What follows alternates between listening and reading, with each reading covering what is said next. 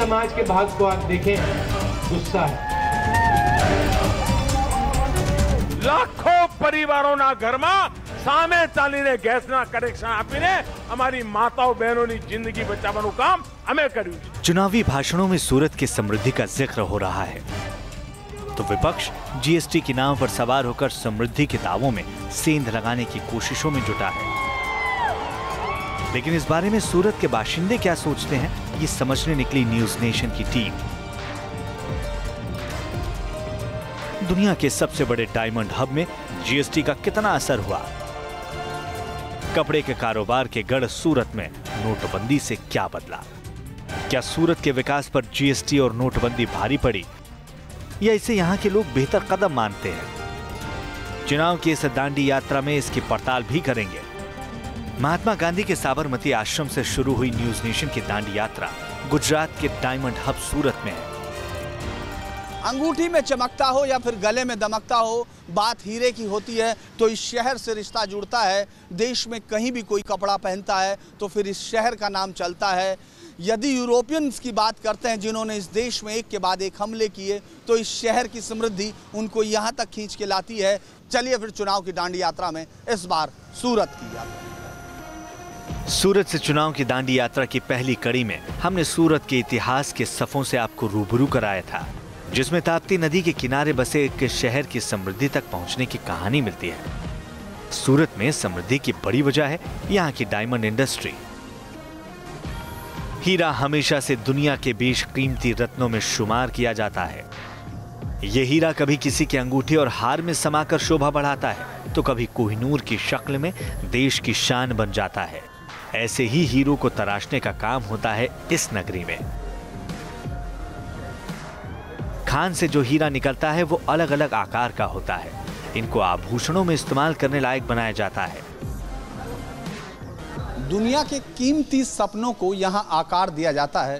पूरी दुनिया में ये एक जगह जो अपने नाम से पहचानी जाती है और पूरी दुनिया में आप कहीं भी अगर हीरे का जिक्र करते हैं तो इन्हीं हाथों का और इन आँखों का वो कमाल होता है जो दुनिया में हिंदुस्तान का नाम रोशन करता है। हम सूरत की उसी इंडस्ट्री में हैं जिसमें पूरी दुनिया में इस शहर को सरताज का ताज हासिल है। आइए फिर देखते हैं कि उस ताज के अंदर की वो मेहनत जो कभी आपके सामने नहीं आती, वो कौन सी आंखें हैं जो उस सपने को आकार देते हैं, वो कौन से हाथ हैं जो उसको पॉलिश कर पूरी दुनिया के बाजार में एक नायाब नाम देते हैं। कहा जाता है कि साल 1901 में सूरत के कारोबारी ने अफ्रीका से हीरे काटने वाले औजार मंगाए। यहीं से सूरत में हीरे का काम शुरू हुआ और धीरे धीरे यह कारोबार बढ़ता ही चला गया। 125 साल में यह कारोबार इस बुलंदी पर पहुंच गया कि आज दुनिया भर में हर 10 डायमंड में से 9 की कटिंग सूरत में होती है। ये हीरा का सबसे पहला प्रोसेस है। यहाँ पे इसको गैलेक्सी स्कैन बोलते हैं हम लोग। इसको ट्रांसपेरेंटली स्कैन किया जाता है, 3D इमेज इसका बनाया जाता है। ये एक स्पेशलाइज्ड मशीन है, इसका नाम है गैलेक्सी मशीन। ये इंपोर्टेड है इजराइल से। ये ऑटोमेटिकली आइडेंटिफाई करता है क्लैरिटी। ये डायमंड को हम लोग इस पे लोड कर रहे हैं मशीन में। जैसे ये लोड करेंगे ये machine automatically with in 10 to 12 minutes में ऑटोमेटिकली स्कैन करके हमें इमेज दे रहा है। ये इमेज आप देखोगे तो पूरा ट्रांसपेरेंट दिख रहा है। इसमें ब्लैक एंड व्हाइट का जो भी आपको दिख रहा है, जो ब्लैक डॉट्स दिख रहा है, that are the clarity, that are the inclusions which remain inside the impurity. Impurity. ये जो रफ डायमंड आपको दिख रहा है वैसे ट्रांसपेरेंट ही दिखेगा, लेकिन उसके अंदर काफ़ी सारे इंक्लूजन्स रहे जिसकी वजह से उसकी वैल्यूएशन अप डाउन होती है। हीरे की संरचना समझने के बाद उसकी 3D इमेज के हिसाब से उसको काटने की प्लानिंग होती है। लेजर के जरिए हीरे के 2 टुकड़े किए जाते हैं। प्लानिंग के बाद डायमंड को इधर भेजा जाएगा उसको कटिंग करने के लिए। सपोज डायमंड को अंदर 2 पीस प्लान किए हैं रफ डायमंड के अंदर, तो उसको बीच में से काटना पड़ेगा। तो उसको काटने के लिए we are using a laser sawing. तो अभी यहाँ पे आएगा ये लेजर सोइंग डिपार्टमेंट है। यहाँ पे डायमंड को 2 पार्ट में काटा जाएगा। ये यहाँ से काटने के बाद अगर इंडिविजुअल डायमंड बन गया है तो वो जाएगा सीधा पॉलिशिंग में, फाइनल पॉलिशिंग में। उसको फाइनल शेप दिया जाएगा जिसको हम लोग बोलते हैं फेसेटिंग करना। पॉलिशिंग उस प्रोसेस को कहते हैं जिसमें हीरो को गहने में लगाने के लिए एक खास आकार दिया जाता है। सूरत में मशीनों के जरिए ये काम होता है। यहाँ के कारोबारी हीरा देखकर उसकी खान से लेकर तराशे जाने तक की पूरी कहानी बता सकते हैं। हम लोगों ने अभी तक देखा कि किस तरह से हीरे को लेज़र उसमें काटा गया, उसके बाद आगे की प्रोसेस पर फिर हम आते हैं।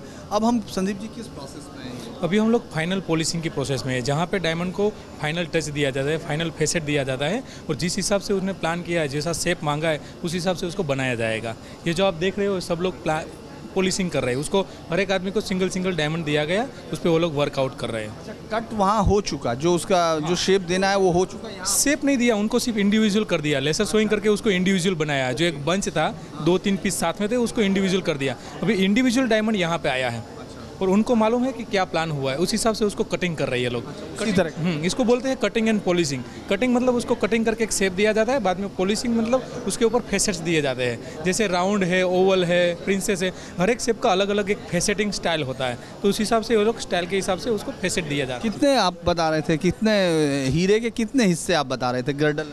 या ये एक्चुअली जैसे हमारे फेसिस होते हैं उस हिसाब से डायमंड के 4 फेसिस होते हैं। सबसे पहला होता है उसका ऊपर का पार्ट, जो हम लोग रिंग में सब में देखते हैं, that is a table part. उसका सबसे पहले टेबल आता है, उसके साइड में जो आता है क्राउन आता है, उसके सराउंडिंग एरिया है उसको हम लोग गर्डल बोलते हैं। उसका जो नीचे का एरिया है पेवेलियन एरिया, जो कॉन्सेप्ट का दिखता है, that is a pavilion area. ये चारों फेसिस को ये लोग बना रहे हैं, उसके ऊपर अलग अलग फेसेट्स दे रहे हैं।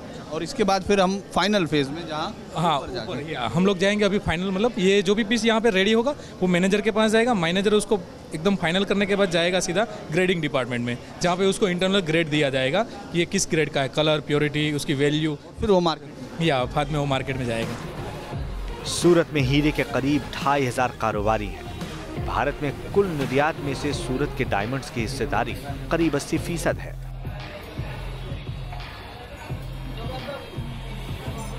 डायमंड के अलावा सूरत टेक्सटाइल इंडस्ट्री के लिए भी मशहूर है।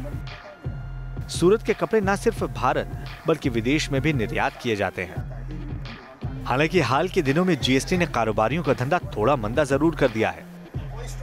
देश का कपड़ा यानी सूरत का कपड़ा, हिंदुस्तान में कोई आदमी ऐसा होगा जिसने सूरत के कपड़े की क्वालिटी, उसका रंग या उसकी चमक नहीं देखी होगी। लेकिन क्या ये चमक सूरत के उन कपड़ा बनाने वाले व्यापारियों के पास है? क्या वो जो इसका धंधा करते हैं, ट्रेडिंग करते हैं, उनके पास है? या ये टैक्स का बदलाव इस धंधे का गला घोट रहा है? क्या ये बदलाव उन व्यापारियों को ये आश्वासन नहीं दे रहा कि उनका धंधा भविष्य में और उज्जवल होगा? इस सभी पर बातचीत करने के लिए हम उन्हीं लोगों के बीच में हैं जिनको रोज़ ये देखना है, जिनको रोज़ ये करना है। ये पूरा कपड़ा का व्यापार चैनल से चलता है। कपड़ा बनने से, यान से लेके कपड़ा फिनिश होने से पैकिंग तक होकर ये कपड़ा बाहर की मंडियों में ट्रांसपोर्ट के थ्रू जाता है। इसमें क्या होता है कि पूरा चैनल जीएसटी के दायरे में आने के बाद, जीएसटी इसके लिए बोल रहा हूँ कि टैक्स का में बदलाव आया है, तो जीएसटी नाम से आया है। पहले कपड़े पे कोई टैक्स नहीं था, कपड़े में लोग आराम से काम करते थे और टैक्स फर्स्ट यान पे और लास्ट रेडीमेड बोल के कपड़े में टैक्स लगता था। अब चैनल आने के बाद लोगों को चैनल में लाना, वो किस तरह से लाना, वो हमारे को इतना टाइम नहीं दिया गया कि हम इस चैनल में ला सके। तो हमारा अनुरोध यही है कि सरलीकरण जो हमने रखा था प्रस्ताव, उसको इम्प्लीमेंट बराबर से नहीं किया गया। हम चाहते हैं कि उसको इम्प्लीमेंट बराबर किया। आज से 20 साल पहले मैं आया था तो यहाँ से नीचे की मंडियों में कपड़ा जाता था, उसका पेमेंट विदिन 15 दिन और 30 डेज के भीतर आता था। जीएसटी के पहले कपड़े बाज़ार की स्थिति वैसे ही ख़राब हो चुकी थी, नीचे वाले व्यापारियों का मोरल बहुत ख़राब हो चुका था। माल ले जाते थे, 2-2 साल में जीआर करते थे, पेमेंट आगे का चेक भेजते थे, वो चेक डिसऑनर होता था, रिटर्न होता था। उसके लिए कोई कानून नहीं बना है कड़ा से कड़ा। उस वजह से व्यापारी यहाँ का ऑलरेडी त्रस्त था। और जिस तरह जीएसटी सरकार ने लागू की, एक तो कपड़े पे पहले से कोई टैक्स नहीं था, तो उनको कपड़े व्यापारियों को किसी भी प्रकार के टैक्स का अनुभव नहीं था सिवाय इनकम टैक्स के। तो कपड़े बाज़ार वालों ने साल भर का टाइम मांगा था सरकार से कि आप एक बार साल भर छूट दीजिए, हमको समझने दीजिए, उसके बाद आप इसको इम्प्लीमेंट कीजिए। कभी भी यहाँ की लोकल कॉरपोरेशन या लोकल पुलिस शाखा या जो भी है यहाँ के लीडर लोग, वो कभी दुख सुख पूछने नहीं आए कि आपको क्या प्रॉब्लम है। जबकि सूरत में इंडिया की आधी आबादी का लिबास यहाँ तैयार होता है और बड़ा महत्वपूर्ण यहाँ का बिजनेस है। जीएसटी के पेमेंट में कोई तकलीफ नहीं है, उनके जो प्रोसीजर में वो परेशान हो रहे हैं। और जुलाई में और अभी जो नवंबर चल रहा है, इसमें काफ़ी फ़र्क आ गया है और लोगों का गुस्सा भी बहुत कम हो गया है और धीरे धीरे लोग अभ्यस्त होते जा रहे हैं, नए बदलाव को स्वीकार करते जा रहे हैं। ये आप जो देख रहे हैं, साड़ी देख रहे हैं, इसमें पहले हम लोग ग्रे मटेरियल खरीदते हैं, उसमें हम 5% से जो बिल हमको बना के देता है हम GST से पेमेंट कर देते हैं। उसके बाद माल हम प्रोसेस हाउस में मिल में डालते हैं तो वो हमको 5%, वो हम एक दूसरे के चैनल जुड़ा हुआ है, उनको वो लगाते हैं, हमको रिबेट मिलता है, वो लगाते हैं। पर इसमें क्या है कि अब जैसे ही आप देख रहे हैं कि एम्ब्रॉयडरी की जो साड़ी है, ये एम्ब्रॉयडरी की साड़ी कोई 10 एम्ब्रॉयडरी के मार्फत जाती है। कोई ऐसा कोई सरकार को ऐसा कोई करना, इसको बिल्कुल सिंपल कर दे भाई, एक पे सीधा एक ऐसा हो जाएगा भाई, पूरा जॉब वर्क एक साथ हमसे ले ले भाई। अच्छा, जिनको आप जॉब वर्क दे रहे उनसे वापस GST का उसमें क्या है, कई है उसमें 90% तो अनऑथराइज्ड हैं, मतलब वो लोग 20 लाख से कम वाले हैं, तो वो लोग तो हमको वो GST नंबर नहीं दे सकते, तो हम उनसे क्लेम, पहले तो ये RCM तो उन्होंने सरकार ने बंद कर दिया, एक बार उसको मुलतवी कर दिया, और बाकी लोग हमको GST का देते हैं, उसका हम बिल दे के करते हैं। पर इसमें क्या है, थोड़ा टाइम लगेगा पर धीरे धीरे सेट हो जाएगा। लेकिन इस परेशानी और कम कारोबार के बावजूद कई कारोबारी GST लागू करने के इस फैसले को सही मानते हैं। अगर इंडिविजुअल व्यू अगर पूछे जो GST से लेके, तो सूरत में जो टेक्सटाइल का बिजनेस था वो पूरा पुशिंग मार्केट था, यानी ओवर स्टॉक हुआ, वो आगे भेजा, स्टॉकिस्ट के पास गया, वो आगे गया, व्यापारी के पास गया, उसके पास स्टॉक था। अभी धीरे धीरे जो टैक्स का रिफॉर्म आया है उसके कारण वो पुलिंग मार्केट हो रहा है, यानी अननेसेसरी जो स्टॉक था वो ख़त्म होता जा रहा है।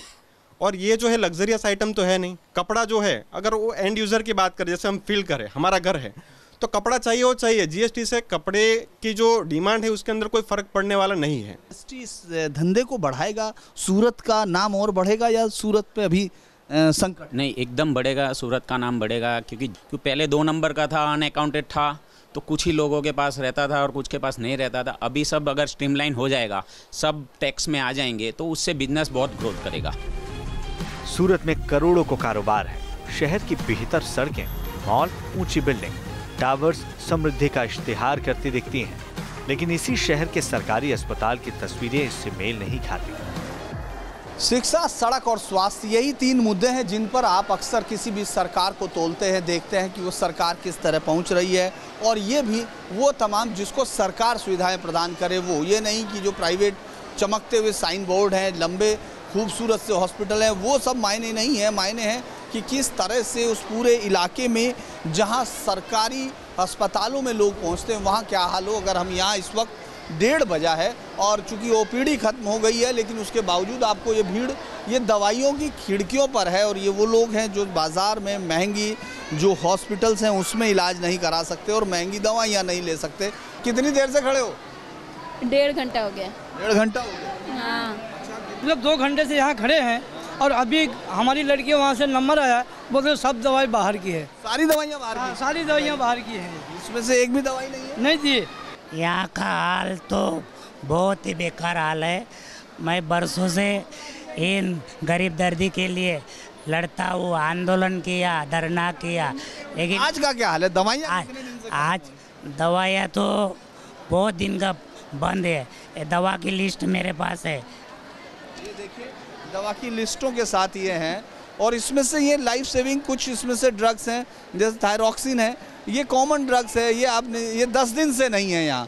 फैमोडिडिन है 10 दिन के लिए मंगाया सिर्फ, और ये नियो ये 2 दिन के लिए, ऑफ्लोक्सासिन है, साल्बुटामोल है, ये वो साल्ट हैं जो आपको TB से लेके तमाम चीज़ों में, सिरप है CPM का जो सर्दी के लिए काम आता है, ड्रॉप है सिप्लॉक्स की जो एक एंटीबायोटिक है, ये आप देखिए ये तमाम है, ऑइंटमेंट है, ये तमाम चीज़ें ख़त्म हैं, कहीं मिल नहीं रहा है। मशीनों का क्या हाल है? CT स्कैन मशीन को लकवा मार गया है, डायलिसिस मशीन को TB हो गया। बरसों से हम लड़ते हैं, लेकिन यहाँ का प्रशासन फक्त न फक्त कटकी के पीछे, दर्दी की कोई हमदर्दी यहाँ पे नहीं है। सरकार को खाली वोट से मतलब है, वोट दो और यहाँ पे बस वो दिखावा करो बस। नवी सिविल हॉस्पिटल सूरत है, सुपर स्पेशलिटी हॉस्पिटल है, लेकिन इनमें से कितनों का इलाज यहाँ होता होगा? आपको दिख रहा है ये न्यूरो सर्जरी का ऑफिस है, यहाँ से आप निकल ही सकते हैं, क्योंकि आप उन तमाम लोगों की उम्मीदों का केंद्र हो जाते हैं जो लोग यहाँ परेशानियों में हैं, और आप जानते हैं कि इसका हल जिसके पास है, जिस सरकार के पास है, वो शायद वोटों की तलाश में सड़कों पर नए वादे बुनने में लगी हुई होगी। सरकारी अस्पताल का वास्ता सीधे सीधे आम आदमी से होता है। आखिर क्यों अभी भी सरकारी अस्पतालों में इंतजाम मुकम्मल नहीं है? मरीजों की बढ़ती भीड़ के हिसाब से डॉक्टर्स की तादाद नहीं बढ़ रही। ये मुद्दे जमीनी हैं, जो बड़े सियासी मंचों से कम ही उठाए जाते हैं। हालांकि बीजेपी और कांग्रेस के नेता बदइंतजामी को लेकर आरोप प्रत्यारोप में मशगूल हैं। और आदरणीय प्रधानमंत्री जब वो मुख्यमंत्री बनकर गुजरात में आए तो जो सर्वांगीण विकास हुआ उसका सबसे ज़्यादा लाभ गुजरात को मिला, और इस डेवलपमेंट की वजह से सूरत का ग्रोथ बढ़ा है और उसकी वजह से सूरत के प्रति लोग आकर्षित होते हैं। शहर आगे बढ़ रहा है, लेकिन इंडस्ट्रियल जो शहर के अंदर है वो आगे जाना चाहिए। शहर के अंदर जो पॉल्यूशन का खतरा है वो नहीं रहना चाहिए। भारत में बड़ी तादाद में युवा वोटर हैं, जो देश की अर्थव्यवस्था के लिए भी अहम फैक्टर है। सूरत की तरक्की पर हमने यहाँ कॉलेज के छात्रों से बातचीत की। ये सब सूरत के वो लोग हैं जो सूरत का कल का भविष्य है। इनसे पूछते हैं कि ये सूरत को किस तरह देखते हैं। आपका क्या नाम है? डिंकी जरीवाला। डिंकी, ये बताओ एजुकेशन का स्तर कैसा लगता है? पूरे देश को देखते होंगे, अलग अलग शहरों को भी देखते होंगे। सूरत का एजुकेशन वैसे तो अच्छा है, पर कंपेयर करें तो दूसरे देश मतलब दिल्ली और दूसरी सिटी का हमसे ज़्यादा बेटर है। दिल्ली बेहतर है? हाँ, दिल्ली बेटर है। अच्छा, जाके देखा या सोच के सिर्फ ऐसे ही? नहीं, सिर्फ सुना है इसलिए। सुना है इसलिए। अच्छा, मुझे ये बताइए कि आप लोगों के जो लीडरशिप है, मतलब जो आपके यहाँ से नेता चुने जाते हैं, वो कभी आपको लगता है कि आप युवाओं के साथ भी आके मिलते हैं? कभी कोई मिला? नहीं, कोई भी लीडर हमसे आके नहीं मिलते हैं। सिर्फ उनके वहीं के आदमी आते हैं, वो सब ऐसे ही सोसाइटी में नारे लगाते और ऐसे ही कोई पर्सनली आके कोई नहीं मिलता। अच्छा, आपको लगता है कि जो लीडरशिप अभी देश में है, जो देख रहे हो, उनमें से कोई आप लोगों की इच्छाओं को पूरा करने का दम दिखता है? किसी लीडर को बताओ जिसको जो अच्छा लगता है। भाजपा में है, जैसे योगी है, वो हिंदू को बहुत ज़्यादा सपोर्ट करता है, तो उस हिसाब से मुझे लगता है कि वो है थोड़ा, वो अच्छा है। हाँ। अच्छा, डेवलपमेंट की बात करूं युवाओं के पास, अच्छा नौकरी की जो उम्मीदें हैं, आपको लगता है कि ये जो सरकारें हैं वो युवाओं के लिए नौकरी का कोई मतलब ताकतवर एजेंडा उनके पास है? ऐसा तो कुछ लगता नहीं है कि है, पर अगर देखे जाए तो हो मतलब करते हैं थोड़ा बहुत। अपने शहर की सबसे अच्छी बात बताओ जो तुमको पसंद। सेफ्टी। यहाँ सब हाँ, आप रात को 2 बजे भी कहीं पे भी जा सकते हो, ऐसा कुछ डर नहीं आपको कि अगर कहीं पे भी आप जाना हो तो आपको कोई डर नहीं है। तो एज कंपेयर अपन दिल्ली और कोलकाता देख रहे हैं तो अपन ये भी सोचना चाहिए कि हम रेस में तो है कम से कम। अच्छा, यहाँ एजुकेशन मैंने देखा पूरे एक अक्सर सवाल है कि काफ़ी महंगी, आपको ऐसा लगता है गुजरात में? नहीं, ऐसी कोई गवर्नमेंट के उसमें तो ऐसा कुछ नहीं है कि वो बहुत महंगा है। अगर प्राइवेट सेक्टर में जाएंगे तो वो तो कहीं भी जाओ आप महंगा लगेगा ही। वो ऐसा प्राइवेट सेक्टर काफ़ी कुछ महंगा, मैंने सुना लोग। हाँ, वो प्राइवेट सेक्टर महंगा है इस सूरत में। मोदी आपको ज़्यादा पसंद है या स्टेट के लीडरशिप में?